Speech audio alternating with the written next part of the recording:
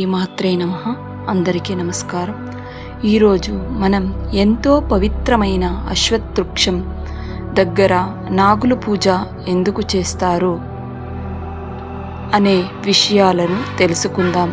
మన భారతీయ సంప్రదాయంలో చెట్లను కేవలం ప్రకృతిలోని భాగాలుగా మాత్రమే కాకుండా దైవ అనుగ్రహానికి ప్రతీకలుగా భావిస్తారు. అందులో అశ్వత్థవృక్షానికి ఎంతో ప్రత్యేకమైన స్థానం ఉంది.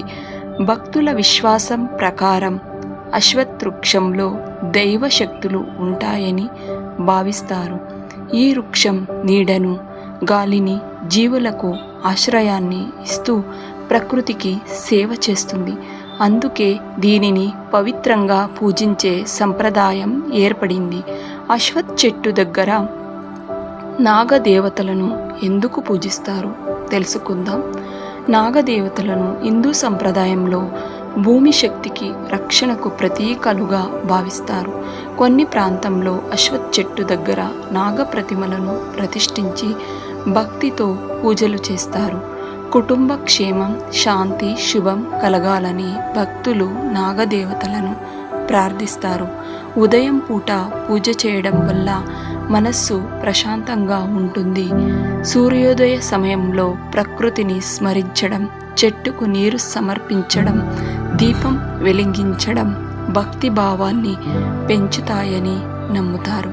అశ్వత్థవృక్షాన్ని పూజించే సమయంలో భక్తులు ఈ శ్లోకాన్ని స్మరిస్తారు. మూలతో బ్రహ్మరూపాయ, మధ్యతో విష్ణు రూపిణి, అగ్రతః శివరూపాయ, వృక్ష రాజాయతే నమః. ఇంకొకసారి చెబుతాను. మూలతో బ్రహ్మరూపాయ, మధ్యతో విష్ణు రూపిణే, అగ్రతః శివరూపాయ, వృక్ష రాజాయతే నమః. మూలతో బ్రహ్మరూపాయ, మధ్యతో విష్ణు రూపిణే, అగ్రతః శివరూపాయ, వృక్ష రాజాయతే నమః. ఈ శ్లోకం యొక్క భావం ఏమిటంటే, అశ్వత్థవృక్షం మూల భాగంలో బ్రహ్మస్వరూపం, మధ్య భాగంలో విష్ణు స్వరూపం, పై భాగంలో శివస్వరూపం ఉందని భావించి ఆ పవిత్రమైన వృక్షానికి నమస్కరిస్తున్నాను అని అర్థం. భక్తులారా, అశ్వత్థవృక్ష పూజ మనకు ఒక గొప్ప సందేశాన్ని ఇస్తుంది. ప్రకృతిని ప్రేమించాలి, చెట్లను కాపాడాలి, ప్రతి జీవిని గౌరవించాలి. నాగదేవతలను, అశ్వత్థవృక్షాన్ని భక్తితో స్మరించే ప్రతి ఒక్కరికి మనశ్శాంతి, ధైర్యం, మంచి ఆలోచనలు కలగాలని కోరుకుందాం.